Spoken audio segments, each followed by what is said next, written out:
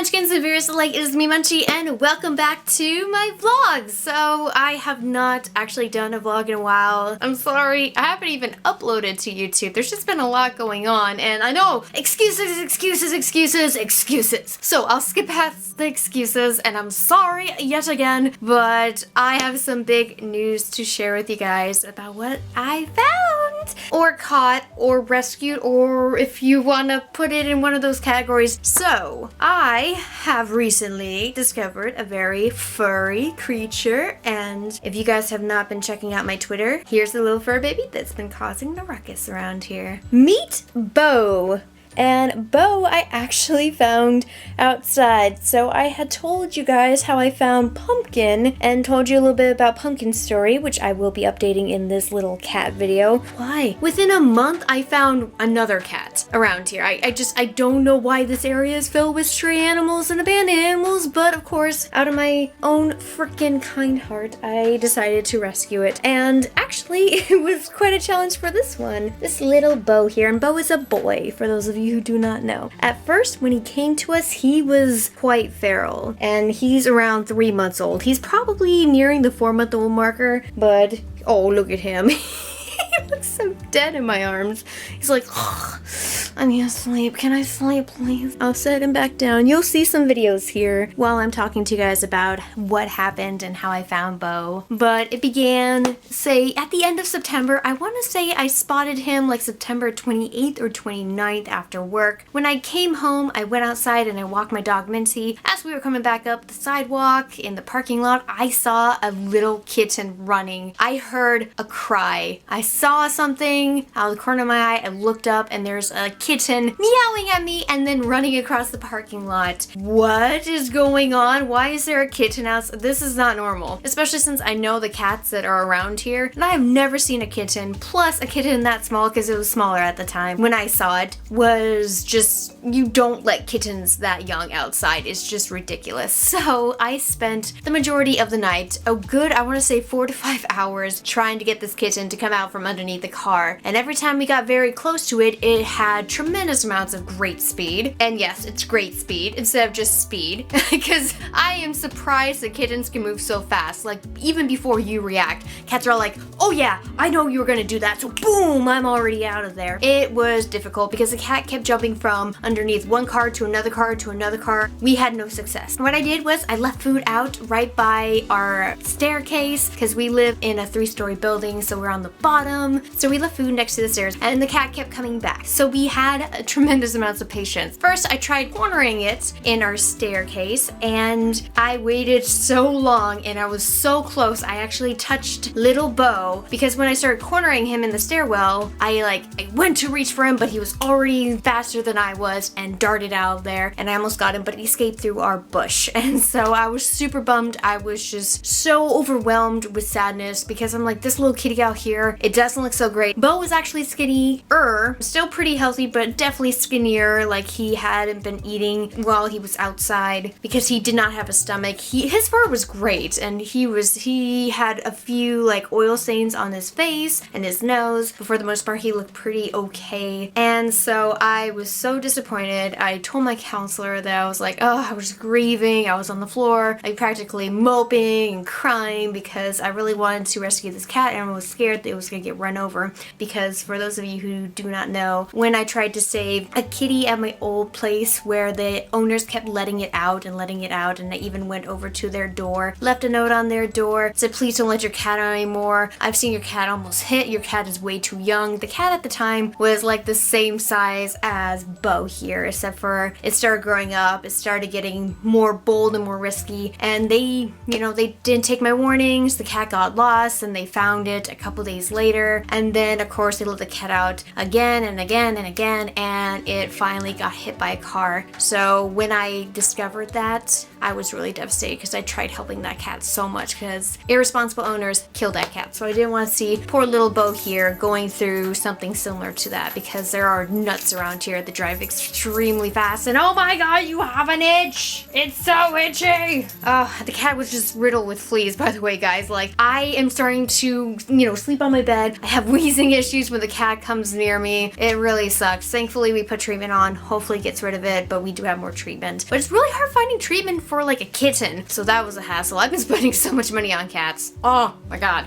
but I love them. I decided, since I actually saw a technique Miss Tia Torres from Pipples and Prolly did, where she actually put a cage out for a dog, tied a string to it, waited in the bush, and then pulled it when the dog got in the closure. I decided I would do that with my dog's cage, which is down here in the corner. I cleared it all out. I put 2 wet food cans in it because I wanted the cat to come. I put it outside. I set it all up. I, like tap the can so the cat realizes that I got new food for it outside, and I just sat there and waited. Now the cat slowly started making its way up.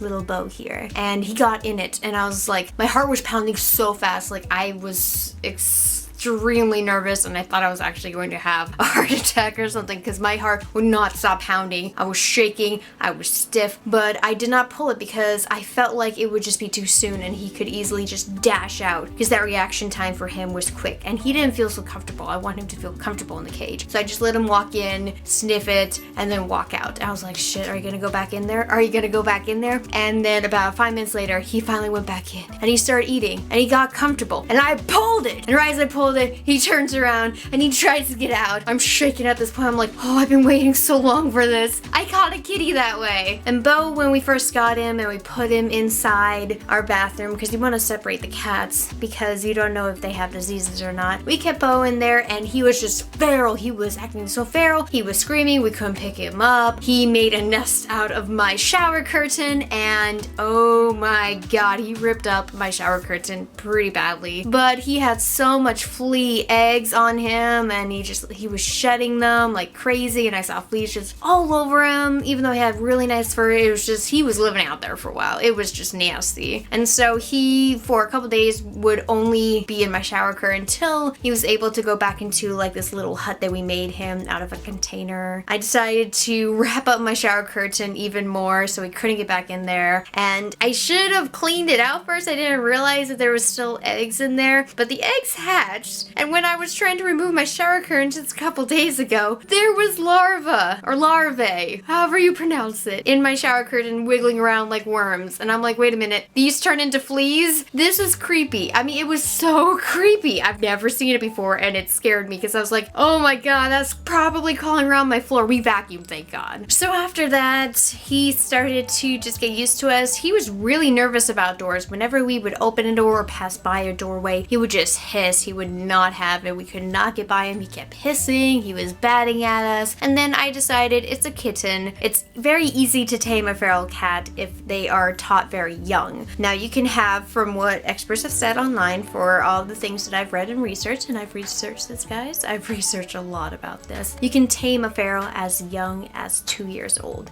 But then I thought, since he's a kitty, I would go and buy him a cat toy. Specifically, this cat toy, which he has actually beat the shit out of. Like, it looks really bad right now. The way that I got him to actually start letting me pet him was I was letting him play with this, and then he really liked it when this feather would touch his back. He would start purring. He really liked the pets, and then I slowly moved in with my hand because he was, rubbing up on this point right here, and so I kind of inched my hand forward, and so I started rubbing with my hand all around his face and his forehead and his back, and then he started to want me to pet him, and so I started petting him full-on strokes. And he was getting used to me. He was still very flinchy. He would flinch an awful lot, but he started to, oh hi! He started to get used to me, and so I was able to kind of win him over. Throughout like the next 5 days, he would slowly kind of blossom and not get as scared. So now that it's been over a week since like Beau has kind of come to us, he's gotten used to us so quickly. Cats learn so fast, and he acts just like when Casper was younger, and he is just so happy. He loves it when you get his back, and I think it's because like mama cats, they always pick up their young by the back of their neck, and so they love that area so much. It reminds them of their mother. So I did that with him just recently, and he started meowing in a specific way.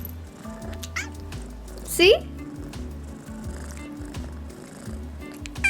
He is so cute. So like I did with Pumpkin, I also have been looking for an owner for Beau, and nobody around the area has been posting up any missing kitty flyers, and I've looked on Craigslist, I've looked at our local shelters and their listings of lost pets. Nobody has contacted me, except for there was a few people to ask if their cat was my cat that I have here, and sadly the pictures did not add up. And one of them actually found their cat while talking to me. So sadly Beau here we do believe was a feral kitty from some sort of litter. That is it for Beau's story and how I found Beau. And am I gonna keep these cats? Well, I do have a really sad story I need to tell you next time about Pumpkin and Pumpkin's conditions and what's happening to Pumpkin. Sadly, she needs to be in another household away from other animals because she is an only cat. She hates everybody else, except for she gets along well with my dog, which is weird, but any other cats she hates, she gets into fights with. It's really saddening. But when it comes to Beau here, we might be keeping Beau. I mean, like, the household loves him to death already now, so I think we're gonna be keeping him. And for Pumpkin, we're just keeping her for now. We're trying to find places, we're trying to find people that could probably take care of her, because we don't want to give up on her. But it's sad because we just don't have the resources to keep up with a special needs cat, and she needs a lot of love. So thank you guys for watching this video. If you liked it, hit thumbs up. If you'd like to say anything down below about animals you've rescued, or people you know who've rescued animals, or maybe just any animal story, leave them down below. And if you want to see more from me in the future, if I hopefully upload, click subscribe. It will mean a lot to me. And thank you guys for all of your support. I will see you next time. Bye!